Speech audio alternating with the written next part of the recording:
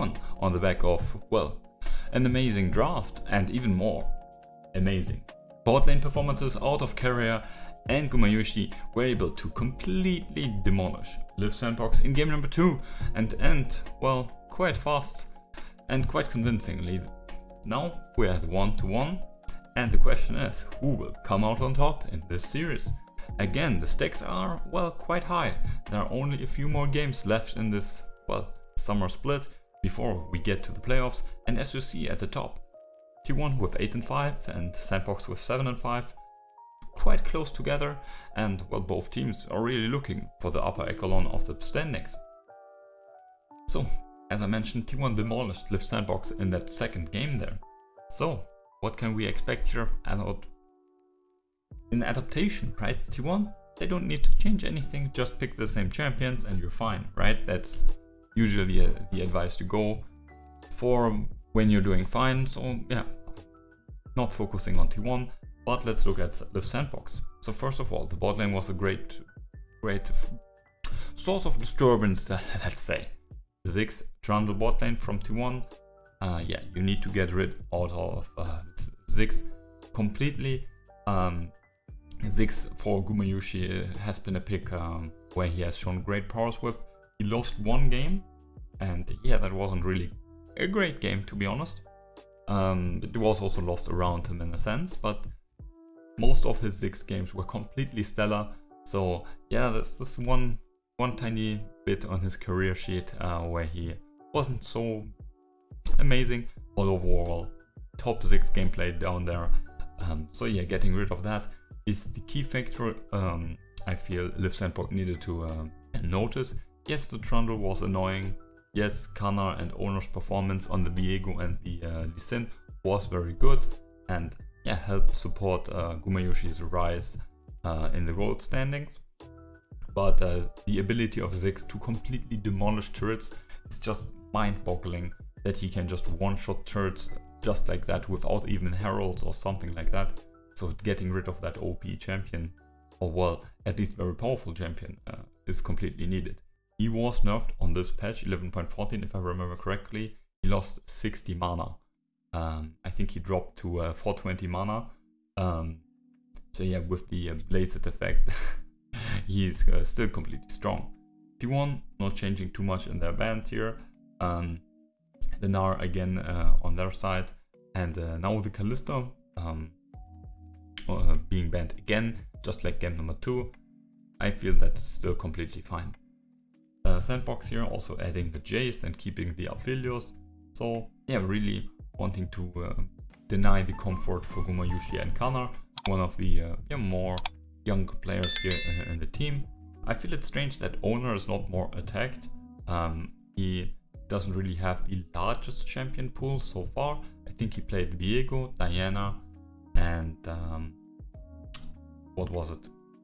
Lee Sin, and well, maybe as LIV Sandbox you might want to ban these 3 options out, and then yeah, secure a very good jungle matchup for Kroko. Anyway, T1 continuing with the high Viego priority. So far, Canna has looked good on the champion, not completely stellar. You can see it is not his main champion, just like the Jace, but it is still something that he's comfortable with, and well, works quite well as the champion is still very strong. Ryze and Varus again being picked up by LIV Sandbox here, so Fate gets his hands back on the Varus after it was banned, I think in game number 2. So maybe T1 now have an idea how to deal with that. I mean, they banned the Gnar. I mean, yeah, Gnar Viego, that's not something Viego really likes. But, I mean, maybe the Ryze should have been there.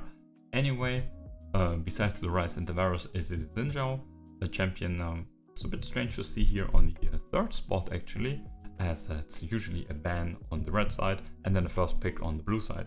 But T1 not really showing too much priority on this pick in particular, so they're giving it to Kroko.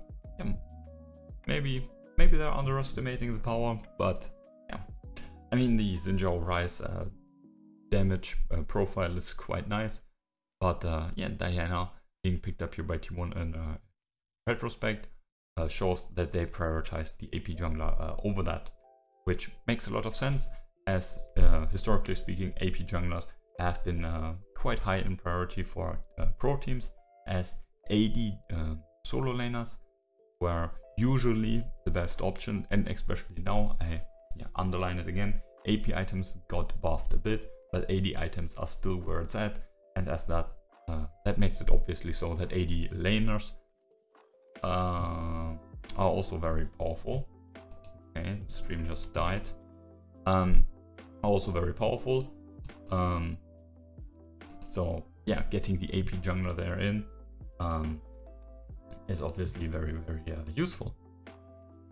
Yeah, let's go from here. So yeah, that's why the Diana in particular, not only because she's very good, strong and has good stats, she's also very high in priority because of the aspect of her AP ratios.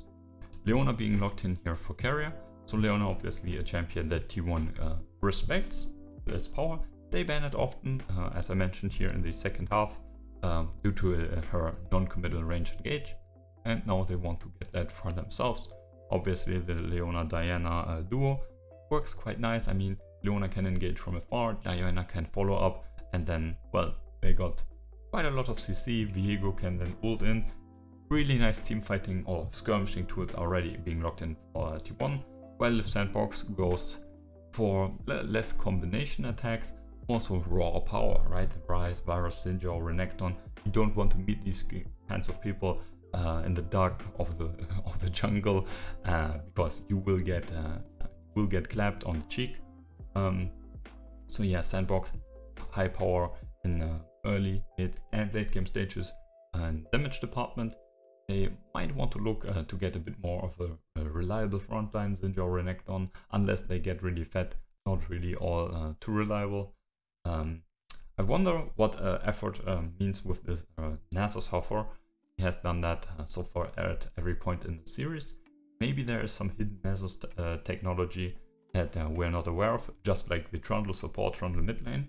I mean, Nasus as a top laner, maybe not the best option, but support Nasus with his W. I think we saw that once in pro play. Obviously against champions like the Kalista, this is super OP.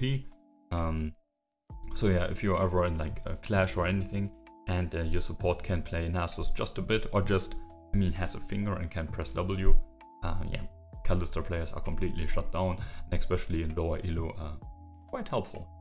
T1 here looking in the second half, what is it, Lucian and Kai'Sa, so more AD carries, more AD. As I mentioned, this is something that really accompanies Diana's strengths.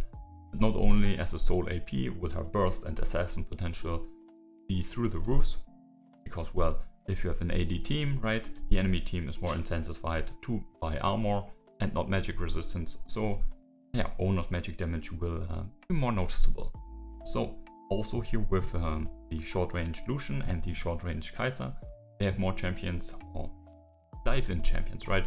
Obviously Kai'Sa very much popular and yeah, saw tons of play over the last years, since she was released, to be honest, because of her ultimate, because of her dive follow-up potential, and after what we saw in game number 1, where yeah, Gumayushi was kinda a bit late to some of the plays, something like that will make it a bit easier for him to really get into the thick of things, as we can expect him to not really be the main point of contention at the moment. With a Lucian in the mid lane, he, yeah, while he's super strong, he also needs the attention. And yeah, here again we see solo lanes of T1, AD, right, the evolution, the Diana AP. That's what it's all about. That's the really high damage profile that I'm usually talking about. There's a small issue here. Diana is an auto attack based AP champion.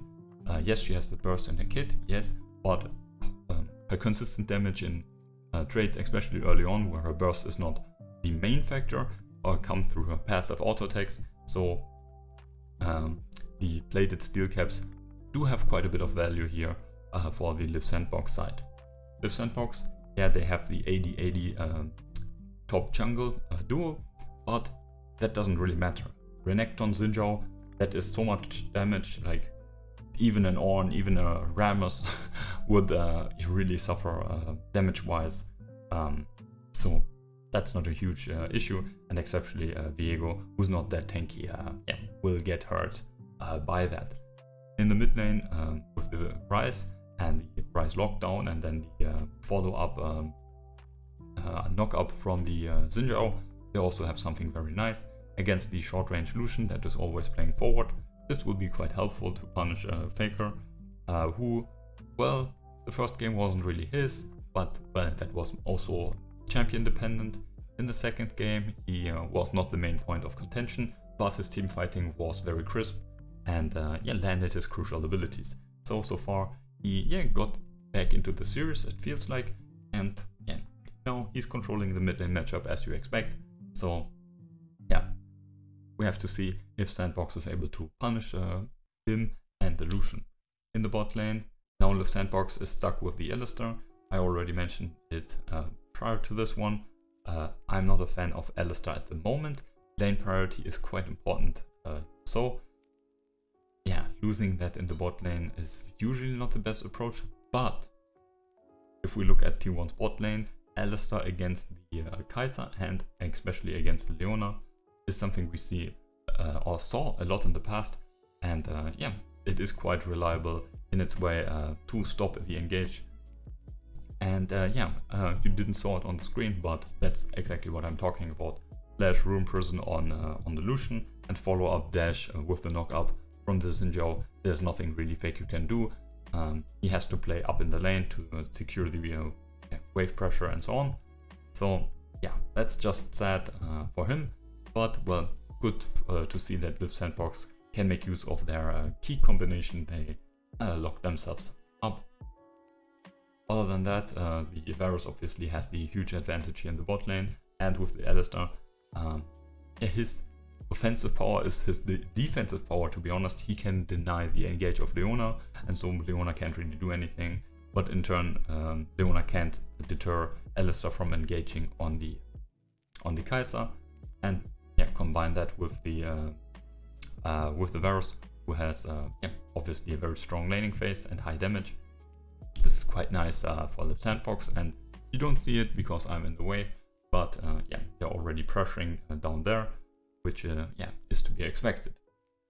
So overall, LIV Sandbox again, like game number 1, going for yeah, more priority picks and more lane damage. Will they be able to snowball lane advantages into a good mid lane, and then, well, by T1, who have yeah, a bit more team focused comp, right? A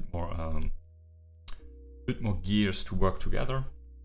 That is yeah, just something we have to yeah, sit back and observe. But so far, yeah, I like both teams' chances. They both have more or less a clear identity where to go, and well, are both with the early kills here set up to do exactly that.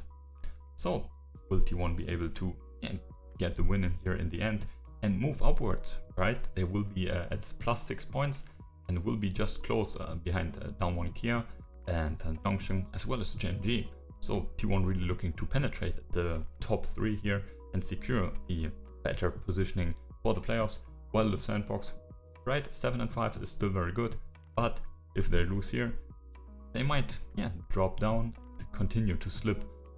But so far their performance has been good, so it will be a quite interesting match. So yeah, that's it. If you liked it so far, yeah, hit me up with a like and maybe subscribe to not miss out on future draft reviews.